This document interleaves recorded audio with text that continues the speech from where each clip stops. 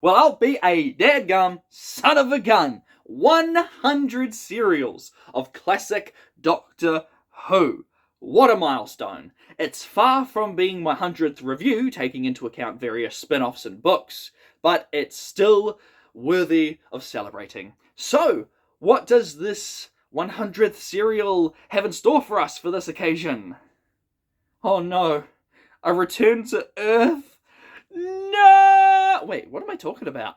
Earth stories aren't always necessarily boring, and besides, we are far from the Third Doctor's exile on Earth, so we should have nothing to worry about, right? So, what else does this one have to offer? Oh, for crying out loud! Another cult? Seriously? We just had one last week, and they're doing it again. No!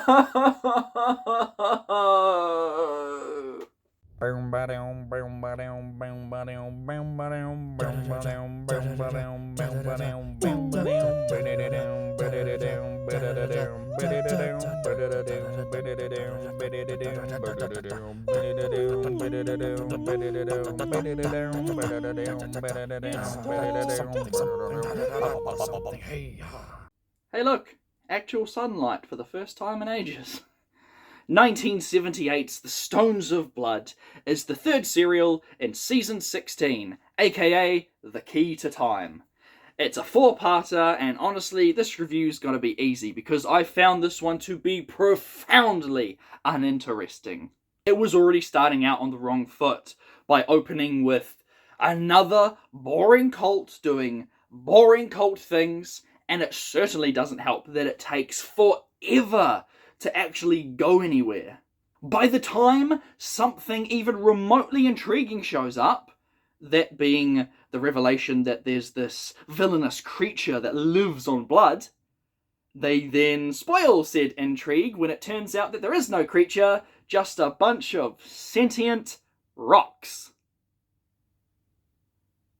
I forgive a lot in old school Doctor Who, but I cannot excuse the Doctor playing bull with a giant rock.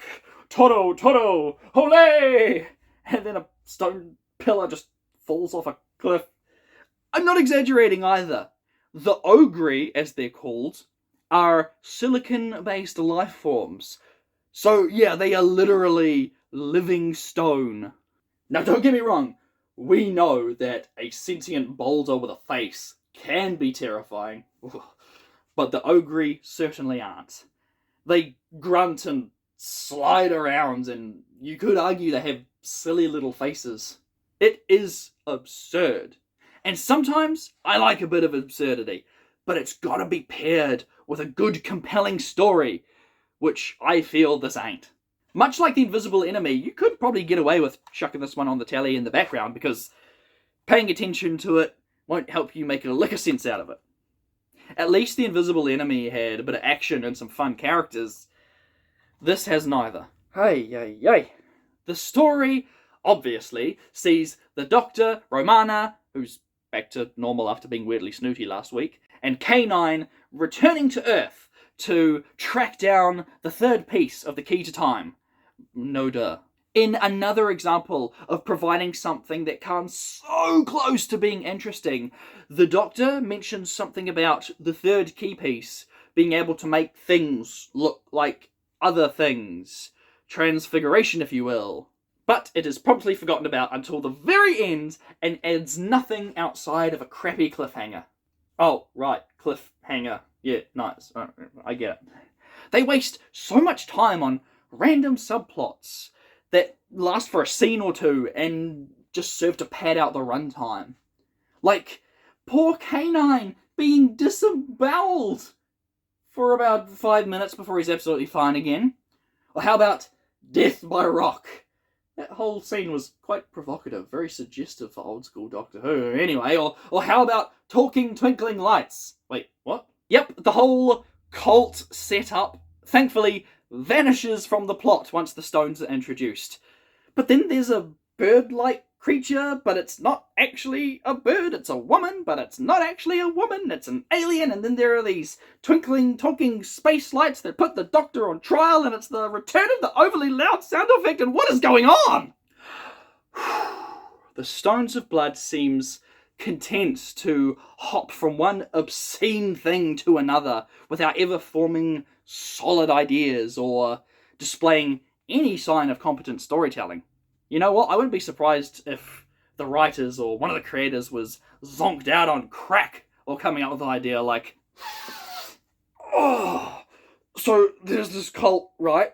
And they make blood sacrifices to these stones. But the stones are actually alive, you see. And then there's this woman, right?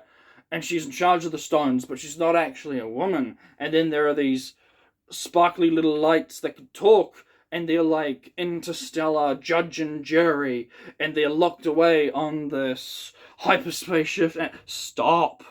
I will say, in the end, and I do mean the very end, I kind of vibed with the whole talking lights and their sham trial.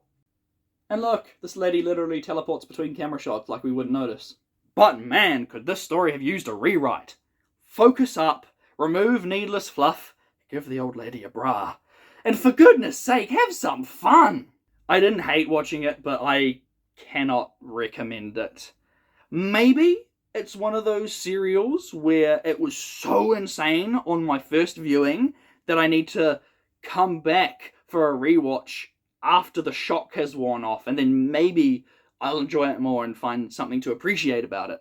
As it stands for my first viewing, however, the only thing notable about the Stones of Blood is that you can add another instance of the Fourth Doctor being knocked unconscious to the running tally. What are we at now? 30? 40? Also, something else I can't help but mention before I wrap this review up. What happened to the rest of the cult?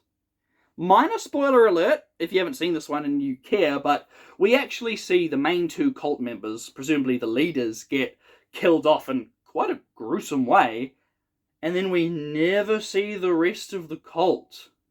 So, like, they're just still out there now. Sure, they probably don't have a leader, but I can't imagine cult members being like, well, that was a fun way to spend a few decades of our life. Well, I'm going to get into pottery classes. Oh boy, that one really wasn't the best, was it? And the season was off to such a great start. I really hope we're not in for diminishing returns. Well, fingers crossed, we're back on track next week with the robots of the invasion of the android. The death robot invasion androids of Tara.